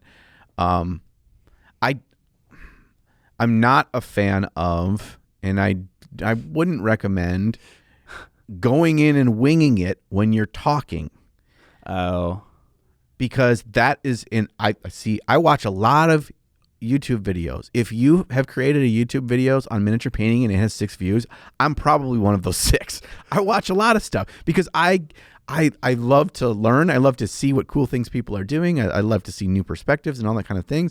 And a thing that chaps my ass is when I can tell you just what my high school English teacher used to say is you have diarrhea of the mouth, where nothing is focused. You're way too verbose. As somebody that's very verbose, this is what I have to force myself to do, because I will take what should be a precise 15-second clip to try to put things in a basic, very digestible, okay, I get what he's saying moment, and I will turn that into a minute and a half. And that minute and a half is not helping you. It's not helping me. It's not helping anybody. And help with the timeline of the video. Yeah. The last thing you want someone to do is to like put their mouse over there and be like, I got 17 more minutes of this shit. Like it's when I say that, like when I didn't do this full time and I was very first starting, and it was value to me was I was doing a lot of this pre-work at work, and I didn't have my painting station there, but I did have my Google Docs, and I'd make a document for each video that I was going to do, and I'd write down basic ideas. I'd write down like, B-roll shots I'd want to get. I want to make sure I get a shot of doing this these is things. so pure. Yeah. I love this. There's a pure enthusiasm. Yeah. Fucking writing out a shot list at work. That's fucking. I did the same thing at work. I was watching videos and the ways to successfully run a channel. I was fucking taking notes in a notepad. I still had that notepad. So I totally feel that vibe. Yeah. If the more that you can like, if you want to sit down, and here's the thing. In order to act, I want to paint this cool Space Marine in a weird way. Sit down, record that, and don't worry about having all the answers for that part. But when you get to like, you're going to do a voiceover, you're going to do some talking head, and like you're going to be talking sometimes, and then sometimes it's showing the painting. Do not wing that, because there are a handful of humans probably on the face of this planet that can do that well completely without doing writing. And you're not one of them.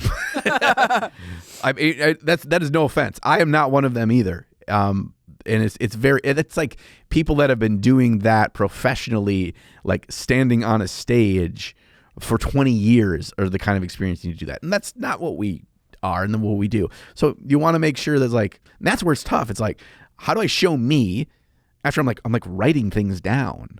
Like I'm like writing a paper for school. How do I show my personality, and how does that come across as me talking? That's difficult, but you're not going to get there unless you put in some work and try it. Yeah, and do it. It's actually I'm so surprised how often skills that I learned in high school and college are valuable to me right now. Yeah. Writing skills, hell, even math skills. Everyone always harps on geometry and like trig for not being useful. I used geometry when I was building that sci-fi octahedral building. I used my geometry skills, and it's funny how often those kind of come back up. But definitely the writing skills, and I absolutely agree with what John's saying.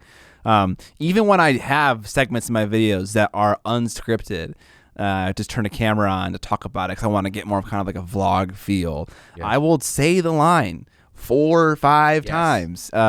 If there's an action like that I have to do with that line, like putting on an apron or getting a book out or gesturing, I have to put the book back in the bookshelf, get it out, open it up, do it again. Was that good? No, put it back, do it again. And so you're basically just writing right there on the spot, right? Yeah. In those, I'll usually have like one bullet point of 3 to 5 words of this is what I'm trying to accomplish here, and I'll reference that as like, well, I did a couple of takes and it was like I just diarrhea to the mouth way too long on this. Reference that, funny paint colors. Grab a book, okay, and then you do it. Yeah, and you try it, and it's okay. That was I like the way I said it. Then I'm gonna use that part, and I'm gonna use the other part from take 2, and then you figure it out. And this is also just kind of full disclosure. This is fully based on Scott's and I's own personal style and how we approach things. I was just gonna say this when we were done about this section. Yeah. There are tons of successful ways to create videos, whether mini painting or otherwise, that don't look anything like the way Scott and I do it. I'm guessing. I don't know. I found I leaned into what was felt comfortable for me. Yeah. And we are even different. You have a skeleton often for a script. I have everything written out. Like my Northern Conquerors video, that entire video, even the jokes, maybe 1 to 2 of the jokes are ad-libbed, but they're all written and everything's written out. Even like the gestures, like in the beginning, I take out a book and I show a picture of Aaron Lovejoy's Voldemort. Yeah, that is in the script. That is part, and even like in my head, I'm like, okay, I'm gonna be sitting on the couch. The shelf's behind me. I'm gonna reach and grab it. I'm gonna show it in the edit while I'm talking over it while showing it. Like that isn't written down, but it's all premeditated. And that's I'm a little bit anal about that. Because we don't know how all these mini YouTubers, like, what is their behind the scenes process, so I can't describe here's a different version, but I know everybody's is different. I know everybody's is different, and that's find what is comfortable for you, but be careful that when you watch a video, and I'd say watch a video that you like. Maybe watch one of Scott's videos. It's one of your favorite videos of his, and before you hit play, don't think about anything about what he's actually doing in the video. Try to think about what was the behind the scenes, what was his process for each of these things. Count the number of shots. Yeah. Do the angle, top, down, side, motion, sound effects, like how the sound effects are being used, things like that. Mm-hmm. There's so much nuance that goes into making a video that crafts like a visual experience for someone. They don't even like realize it. It's just like in a movie. Like you experience the movie, you enjoy the movie. I mean, what we're doing is not movies. No, I mean, no. Mine much less than yours. But I think that's a faux pas too. I hate it when people call videos movies. Yeah. I mean, whatever. You can call whatever you want, but yeah, absolutely. Yeah, everything you're saying, I totally agree with. Many ways to success on YouTube. This is our way. I see scripting as an opportunity to edit the video before I shot anything, which is super, super useful. Because if I fucking paint a mini and I have no direction, I'm making up a video with the painted model. And I've always kind of hated that. It just never, for me, it doesn't end in as good a product as it could if everything is thought out and I have a purpose going into painting the model. Yeah. So I always like to have I have this little soul of the video. Like there's this little singular atom, and then that is my fuel for the whole thing. And then it all kind of like starts to grow layers around that. But I always need to know what my reference is of what is the whole point of this. Yeah. And that is basically never the soul is a model. Like it is a new Leagues of Ultron model. Like that's not the soul. The soul was something else. Yeah. That worked with it. Yes. How did I interweave that in there? But that's something I found to kind of stay true to what I find interesting, what I have fun, and the part of the process that makes me enjoy it and how it's new every time is me not doing the GW style of videos where welcome to today's video. In today's video, we're going to show you how to paint Catachan warriors or some bullshit like that. Yeah, it's just I can't soul-sucking, do that. man. Now, that's not to say that there isn't a version of exactly what Warhammer does, but it's just way fucking better. And there's a channel that does that and knocks out awesome Warhammer models like faction by faction. And it's clean. Every little part of the process is better. That isn't an insanely popular channel. So I'm not saying I'm shitting on anything in particular or whatever, because we can't predict the future. We don't know what works, what doesn't. Yes, that's the thing. A lot of YouTubers are going to tell you like the path of success, but man, there's so many different creators doing so many different things that they're all lying to you. That's their way of doing it, but there are many ways to do it. So creativity is huge. That risk factor comes in. Those berries, bro. You have the ability to be creative right in the beginning. So fucking do it. Dude, I think we need some top merch that just says eat the poison berries. Eat the poison berries. Yeah. It's for all walks of life. Yeah. You know, it's like these berries might be poisonous, but if I don't eat them, I'll never know. I'll never know, yeah. right? And I'll be laying on my deathbed and I'll be like, I could have died earlier. At least I didn't eat poison berries. Yeah. I kind of fell apart at the end. Yeah, that analogy kind of sank. Kind of sank. I mean, it's no Play-Doh snakes, but no, that one carried the whole episode. Yeah, but it is in fact a thing. We are getting a little bit more YouTube advice, but to come back to the heart of the question here, yes, there is space at the table. There will always be space at the table. There will always be new ideas that need to be explored, and people get bored of me, you know? They want new, fresh faces, new, fresh ideas, and those ideas will always come to the forefront eventually. So please, if you have ideas, if you have energy, if you have the willpower to make YouTube videos, which you don't need a ton, I'm kind of exaggerating it a bit, go for it. Go for it. Like, you know, what do you have to lose in the beginning, really, other than time? If you've got it and you want to do it, spend it. I like to equate, and I've done this before probably on this podcast, I like to equate it to the video game sphere, both for YouTube and for Twitch. They're like 7 levels evolved ahead of us in terms of sheer number of creators, the sheer breadth of the different types of things. Yeah. That's another good point. And look at how now granted it's a bigger audience, but we're not a tiny audience. And look how much growing. Yes, it is only growing up. And so look how much variety, just if you think the freaking dude that only makes characters and never plays the game is probably a real thing, and that's a whole fucking successful channel. It's so weird how many things are out there. So we are not even close to what it could be. And I love that idea that because I get inspired by other people's videos, and it gets me excited to paint a certain way or try something different or look at it from a different perspective. And I want more of that out there. And I think all of us would value that and would appreciate that, and we need to help cultivate that. So as we find cool new channels, like, we should be sharing them. I mean, share them, on the top Facebook group, share them on the Discords that you're a part of, and that kind of thing. Like, we should be cultivating and supporting people that you can tell that they care, they're passionate, and they're putting in the work. This is as much as anything, and I say this when people like my neighbors or like my family or people that I used to work with or whatever, and they talk to me about YouTube. And I know that most people don't do this purposely. I recently met with my financial advisor and talked to him about what I do. And they act like you caught lightning in a bottle and it must be a pretty sweet, easy gig, and you just get to have fun on the internet and all this stuff. You got lucky, kind of. That and like, don't really question that it's a serious thing. And I tell people this: I have never worked harder. I have never worked more hours.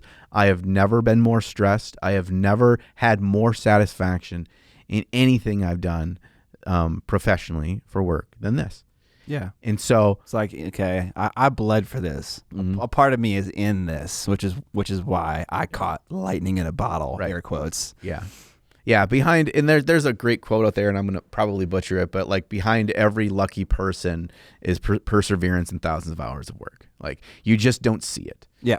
Not that doesn't equate to like winning the lottery and stuff, but yeah, sometimes. But like people like Taylor Swift, yeah. Like a lot of people, and I don't like her music at all, but my wife loves it, so I get exposed to it a lot. People are always shitting on Taylor Swift, like, oh, whatever, she makes pop music, and like, dude, you do not know just the breadth of work she has to do, and day in, day out, constantly to stay on top.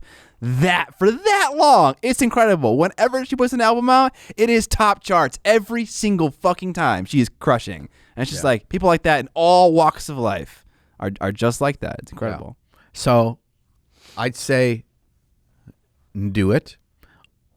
Each of you, if you want to do it, if you're curious about doing it, you don't want to be there at your deathbed wondering what would happen if you had eaten the berries. Eat the berries. Eat the berries. Eat the berries. But from the get-go, set yourself up for expectations for yourself. And consistency is king on YouTube, and that could be a big pill to swallow. And be like, I can't upload a video every single week. That is way too much. So don't hold yourself to that. But hold yourself accountable and say, I'm going to put one new video out every month, and that will keep me on track for learning through the process, for creating finished product, and that great bit of euphoria you feel when you've put something out in the universe, and that will fuel you to the next one. But just keep at it. And like anything, you try it one time and you don't like it, that doesn't mean it wasn't meant for you. The most satisfying things in life take a bunch of work to really get to where you find how much it could improve your life. Just like mini painting, right? The first couple of minis you paint, like, and you're like, oh, I guess that kind of looks like a goblin. Or maybe you won't think this. Yeah, maybe you won't. Maybe you'll be like, fuck, this is awesome. I'm great. I'm perfect exactly the way I am. But do that. The one thing I want to say, I know we're probably need to wrap this up. You said that you use stuff in school a lot in your career now. It's wild that you say that, because I just was thinking the other day, I feel like I use more of my education in this job than I ever did in like my real jobs that get hired for my education. That is funny. It's really weird. It's really weird. Whether it's all the writing, all the creative writing, all the editing work, all the public speaking, all that kind of stuff. And my whole architecture background stuff too is looking at things through a creative way. I never got to use that for most of my professional career, and it just feels good to do a thing that it's like, I went to school for it because I felt like I loved these things, and those are the classes I took. Also, there's shitty math classes, but it's like, nah, I got to know the goddamn hypotenuse. But, but yeah, like that's like if obviously you're in this hobby, you're listening to this weird ass podcast because you have an interest in miniature painting, and if that evolves to creating content for miniature painting, do it.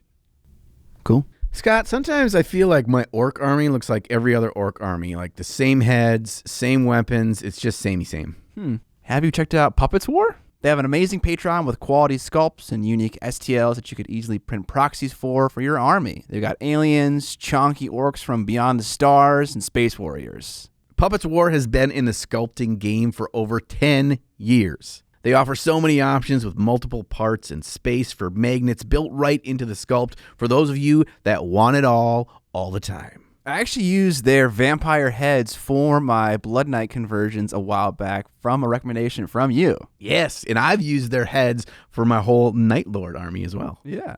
In November, they sculpted up a brand new Orc Walker, a winged Hive Lord, and a robotic Enforcer in 2 styles, Bushi and Knight. And they bring new and unique sculpts every month. And if you sign up today, you not only get the November release, you also get exclusive content like #TrueWit posts, artist insights, and a welcome package.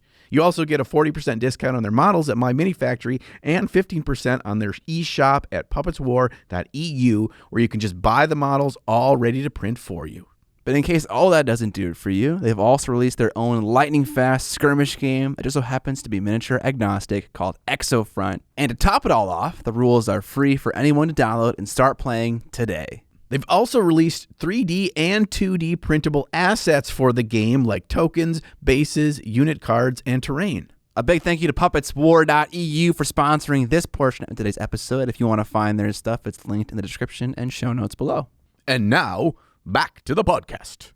Out of the news! What? We got newsy news? The first item is a juicy one that I don't really know anything about, and I think you know a little bit about. So if we kind of fudge the details a bit, we're sorry. But it's some fucking juicy drama. Yeah. This is a head-to-head Mortal Kombat fight between Rob Bear from Spiky Bits and Juan Hidalgo from Juan Hidalgo Miniatures.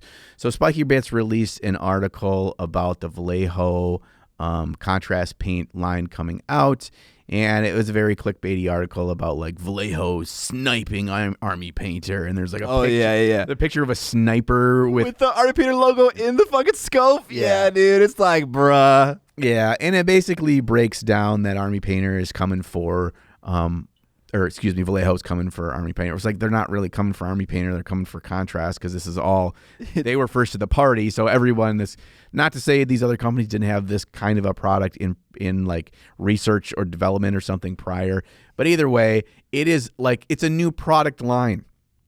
It's a product line that many companies over the next couple of years are going to have their version of. We already have Games Workshop. We've got Scale 75. We got Army Painter. We have got Vallejo. That's 4 of the big heavy hitters already. Can I just complain about fucking companies naming their goddamn products after typical terms that I wanted to use? Want to talk about my hobby? Yes. Contrast, speed paint. I can't use that word without saying I'm talking about the technique, not the fucking paint. Yeah. I hate that so much. Anyways. Copywriting of the term. No. So basically what you were explaining to me was that Juan Hidalgo kind of shit on Army Painter. He did a video review of speed paints. Because he's the guy. He's the contrast paint guy. And so his opinion was kind of an important one to consider and think about. And Rob Bear had a little criticism for him. Yeah, so the things that Juan said in his videos were truthful, and the main thing being the reactivation of the paints. Is that true? I've actually never tested it. I didn't watch the video, so I don't know. Yes, and it does. It reactivates. It's different for different colors, but their resin makeup, because the speed paints in a lot of ways work. They do the contrast thing better than contrast. It has to do with their formula. And part of that formula is like the activation of the paint stays for a long time. Meaning if you go over there with a wet brush, like sometimes 30 minutes later, it's fine. Sometimes a month later, it will still reactivate with a wet brush. If you go over the top with doing like building up glazes or layers and highlights and stuff, you'll reactivate the speed paint underneath. Now, someone did a month-long test? Yes. Wow. Yes. So Juan was one of the first, and he claimed he wasn't the very first person to put it out in the public that this was an issue with the paints. That was his main critique and was leaned into heavily in his video review. I don't blame him for doing that, because if that's the reality of a thing, this is pretty big news, and if that's something that people should know about. Army Painter has since made it clear that's like, yes, we understand this is a thing. They're actually reformulating right now to try to fix that. But fix implies that it's a problem. Yeah, and that's me saying fix. Yeah, I think they claim the term feature. I don't know. It's not. Okay, there's that kind of joke where it's a feature, not a bug, but truly it is. Like there is no right finish, there is no right anything. If it does that as a paint, just knowing about it is helpful as a tool, and you can either leverage it or not. You can varnish it and then you're done, right? So it's just like, yeah, you can varnish. You could put a clear coat over your speed paint and then paint over it however you want. You can do that. Having not watched Juan's video, if he was fully critical of that aspect of the paint, I think he did AP a little dirty. But that's obviously me saying that from my perspective, where I'm just kind of on my high horse and I haven't made a video. So right. But yeah, I don't know. So the drama gets into where Juan was hired by Vallejo to work with them to create their own version of the speed paint range. Whatever they call it, their version of contrast. They have a name, I think, whatever. And he had been contracted and working with them prior to the release of his Army Painter review video. And so here's where conflict of interest comes into play and blah, blah, blah, blah, blah. Basically, Rob calls him out on that in this video. Or in his article. I don't know, maybe a slow news day trying to find things. But, and Juan, fought back at it and was not happy with this kind of character assassination. I know that maybe is a little bit of a stretch here. I don't think it's character assassination, but I think it is also is a bit of a liable going on here. But there's not a lot of drama in our community. So when another creator specifically targets you, that would freak me out. Yeah. Even small people, if they were to be like, Scott's racist or whatever it is, like that would really fuck with me. Yeah, I get it. You're in the public sphere, and part of that there is an unwritten rule that kind of goes around. In the public sphere, you deal with things that the average accountant doesn't deal with, and this just happens to be one of them. Now, Spiky Bits is Spiky Bits, and if you don't know what Spiky Bits is, it is a real heavy quotation news site, and there is some good stuff on there in terms of like trying to find information about things that are happening in the hobby, but it's an entire click farm covered in ads. So he is incentivized to create articles that stir up shit, so more people like me go over there and click and read the article, and then they gets the page views, and the page views gets more advertisers and gets him paid. This comes back down to his business model, which is the fucking National Enquirer. I don't know if people are too young to understand what that is.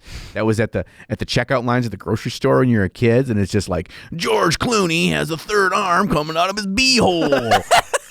See page 12. Like, yeah. That is exactly what this is, except for it's not selling National Enquirer magazines while you're in the fucking checkout line. It's getting money from these advertisers that are pasting shit all over his website. Yeah. So that is what it is. And you can be mad at Rob for that being the way he chooses to run a business, or you can understand that that's the way the business is and just fucking ignore it. Yeah. That doesn't mean it's okay for him to do dirty on Juan like this. But also, I'm sorry, I read the whole article, but I didn't do a whole bunch of cross-checking on things. I did a little bit. Nothing he said was a lie that I saw. Right. So if he's giving a perspective based on fact, you can be mad at it, but you were under contract with a competitor and reviewed their direct competition's product and shit all over it. All of those things I just said are true. So that doesn't mean that Juan doesn't have morals and didn't still give a very truthful response and truthful review. I'm not saying Juan did or did not do that. All I'm saying is the facts that he was being paid by a company to produce a competing product during the time that he made this review. Right. That's the basis. That's the basis. And basically, Rob infers a whole bunch of things. I mean, he infers things that are, reasonable to infer. But they're also kind of slander against Juan and like undermining his character and his professionalism. Yeah. So here's the wrong thing to do from hearing this. Form a conclusion. Yeah. None of this is hard fact, right? Understand both sides. I mean, it's not even that important of a thing, so just ignore it entirely if you want to. Yes. But don't go pitchforking anybody. Like, this is not... Nothing's guaranteed. There's a lot more serious things in the world to be upset about. Oh yeah, that's this. But worth talking about because it's news, and there's very often not much drama in miniature painting world, and this is one of it. And we even discussed whether or not we were even going to bring it up. We did. Too late now. I actually didn't know that Vallejo was making a contrast paint competitor. Oh yeah, Juan already has some videos on it, and he's made it very clear he's the only one that's going to be allowed to have videos on it for about a year. Good for you. Next one, a Kickstarter game about mini painting got canceled. All right, so I heard about this through the Goody Peepees on the Trapped Under Plastic Facebook group. It's by Scale 75. I just went and watched the video. The entire campaign's copy got deleted. It's only the paragraph that says we canceled. Yeah. So I saw this. I'm like, I need to go put that in the news. That's great. I go write this down in our little bullet point for the news. I go find the Kickstarter. I'm like, I couldn't search it on Kickstarter because I couldn't find I didn't want to be asked to go through all the Facebook and find the post again. Yeah. So I tried to search for it on Kickstarter. Could not find it. Then go back. I'm like, fuck it. I got to go back to the Facebook and find that thing, and I did. Clicked on it, and it brought up to the thing was canceled. Yeah. So I'm like, I want to talk about this game, but it's dead. Yeah, they said it didn't do as well as they hoped for whatever reason, so they canceled it. And I watched the video to try to get an idea of what are you actually doing in this game.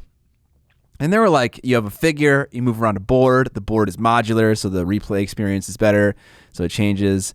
You encounter cards. They're like quiz cards, like that ask questions, like art questions about like finish and colors and hues and stuff. And then the video made it seem like by the end you have a painted miniature, but I'm not sure if it's like literally or if it's like you just collected the green card and the red card and this is what your model would look like in your imagination. See, I got the inclination that you were actually painting as part of the game. That's what I would hope you would do. And I just watched the video very quickly. So I can see why it didn't do well because it's a very, very tiny subset of people that would buy this game. I don't know. Like, I get like sponsors every once in a while who are like, we created a VR game for mini painting, and I'm kind of I'm kind of a little old fashioned. It's just like, just fucking paint the minis, bro. Right. Like this is not like, oh, I enjoy watching the NBA, but I don't want to play basketball. You know, like, I think this is a little bit different of a situation where it's like, this is just a very simple hobby, or not simple, but it's easy to get into hobby. Like just fucking paint the minis. Yeah, it is. That's weird. It's like taking a thing that the whole purpose of the thing is the creation of a tangible thing, and you're like, let's make it virtual. Like, do I want to play a game where I gamify this art? Yeah, dude. Like, let's gamify like chopping firewood. Like, I'm doing this because I need to have this physical thing for me to burn in my fireplace or my wood pile later. Yeah, like, which this is a thing. Like in RuneScape or an RPG, you're collecting resources, right? And there are like things like truck driving simulator, right? You know, or people are into that. So maybe you're into the playing of a miniature painting board game or video game, but that ain't for me. Yeah, like I'm like, there's probably a subset of this that would be cool. Like if there is like, like a awesome game that's like a tabletop game that is purely made online, and I know they've done these because it's basically like a strategy RPG kind of a game, right? And you play the game fully online, but you also have the option to virtually hand paint your army. So you either can use like the default colors or you can repaint them yourself. So you're actually using them in a game and you're going through and playing games and doing quick matches or joining a tournament over the weekend or whatever. And so you're playing the game, but like yours can be truly unique to you because you did virtually paint them. Like, yeah, and that's cool, possibly, but it's like a side feature to the game itself actually being good. Yeah. There's that. Also, it kind of gets you familiar with the process of the hobby, and it's like, oh man, this is pretty cool. I'm gonna want to try it out for real now. Yeah. So yeah, if it follows it that closely, that could be interesting. But yeah, funny little campaign that you found there. They got canceled. Yeah, thank you. What do we got next year? Oh, what we have next is good buddy, friend of the show, Ben Comments. Just yesterday, as of the recording of this, released an hour-long tutorial on YouTube. It was kind of a thank you for him hitting so many Instagram followers, and he released a video that was typically behind his Patreon on YouTube, and it's an hour long. I'm halfway through it. I'm going to watch the other half this afternoon, I think. Or he's painting Lucas Pina bust, the Goblin Warrior. Oh, with the colorful nose. Yes. Yeah. So that part he shows the whole like wet. That's all wet blended, and he explains wet blending, and he shows all that. So it's like my foundation of watching miniature painting videos is hour and a half, 2 hour long painting Buddha videos. And so this is kind of going back for me. It's like, this is so good. This is what I started with. Yeah. But if you just want to sit down and absorb, I want to put it out there to the world because Ben's a international treasure. Yeah, he's a fucking champ. I'm going to jump around a little bit. You can pick ones that you want to pick. I want to mention this one just because of one detail. There's a new Kickstarter called Zone Wars Mutant Year Zero. It's a multiplayer skirmish game based in an RPG world. But the thing I like about this a lot is that it was designed by Andy Chambers. And I don't know if any of you guys know Andy Chambers. He was I believe a game designer for Games Workshop, a very big one. He has quite a reputation. I don't know if I'd put that on my resume as something that's positive. Yeah, I mean, I don't know, right? But yeah, so that was cool. It's always cool to hear old names like that and what they're doing now. And he's working on Zone Wars Mutant Year Zero. All right, next one here, that they're opening a Warhammer store and cafe in Tokyo. Yeah. Japan. I didn't know, like, I know they did like the Space Marine Heroes things that are like exclusive to Japan. So it's like Warhammer does have some kind of a foothold there, but it opens December 3rd, and they claim to be the largest, most immersive Warhammer destination in Asia. Oh, I thought it was going to say the world. In Asia. Well, it's probably not that. That's big of a deal. I mean, Asia's pretty fucking big. I mean, no, China is pretty fucking big, bro. I know, but Warhammer destination in Asia, like. Oh, okay. I mean, there's not going to be a whole ton of those. Yeah, also, shops and stuff in Japan are tiny physically in space because they don't have a lot of space, but they have a lot of people. Yeah. So, like, stores are small. So it's like, if it's the size of a Foot Locker, it's the size of a Walmart over here. So it's like, it's interesting. It's still interesting that they're like, that's showing good growth across the world and in Asia for them to have that kind of investment. They used to have Golden Demon events that happened exclusively in Japan. Oh, cool. So there was something there. I'd go to one of those. Yeah. Warlord Games is running a huge sale, 15% off most of the bolt action US and German lines. So if you're interested in historical wargaming and want to get into it, nice little sale for you. Yeah, I don't have anything else to talk about. All right, and that is the news. Welcome to the end of the podcast. Thank you so much for giving us your time, your ears, your love. I hate you, John. My name is John, and I love Scott. I thought you were going to say something about those hot dogs we talked about last episode right there, so I'm happy. Oh, like the hot dog legs? Yeah. Oh, okay. For all the listeners that were confused, John was miming me, and so I was trying to fuck with him. I was right on. I realized now, if I just tuned in my like 6 brain cells, like I point them directly at you, I can predict what you're going to say a millisecond before you say it. They're like fucking satellites. Yeah. Yeah, they're turning. I love that. If you like the podcast and you want to support it, there are a number of ways you can do that, both free and not free. Some free ways are checking us out on Stuff. sometimes you generate all this steam for that ending thing and you just fuck up. And your brain comes to realize you had no idea where you're going. Yeah, it's like that classic joke. It's like I kind of wandered into this sentence. I didn't know how to get out. Yeah, you could. Free ways you can support us is you can give us reviews on wherever you listen to podcasts. That's good. Yeah, hopefully 5 stars, but 0 stars will do, I guess. You can subscribe to the YouTube channel, even if you listen to us on Spotify or wherever you listen to podcasts. You just go and give us a YouTube subscription, just because it makes our numbers look important. Yes. What other free things can they do? You can also whitelist our YouTube channel. We run an ad every 30 minutes. We appreciate that. That's a free way to do it. You can also, if you got money to spend, you can spend it on our merch. We have a Teespring link down there. We have a couple styles of shirts and sweaters. And also, I think you have like some sweatpants or joggers in there too. Bro, you want them leggings in your life? Yeah, dude, the Tendy, Tendy Destroyer one. Yeah, I mean, who doesn't want Goody Pee Pee Destroyer of Tendies on leggings? Yes. I know you do. Or maybe your loved one does for Christmas. You can also support us on Patreon, where you get access to an extended episode that's 20 to 30 minutes longer. We talk about models from other painters that we look up to. We talk about new things that we tried out in the hobby and failed at or succeeded at. We also give feedback to one of our patrons. So as a patron, you can submit models for us to give feedback to, and also you can submit topics for us to discuss. This week's topic was from one of our patrons. It was from Dan the Man. Danimal, keeper of the rocks. So also, if something is too real, too raw, too real raw, that's where we talk about it. Oh yeah, we share all the dirty secrets in there. Yeah, they are dirt. Like, you want to know what the $1 million tier is for Play-Doh Snakes, the Kickstarter? That's the only place to find out. So give us your money or else.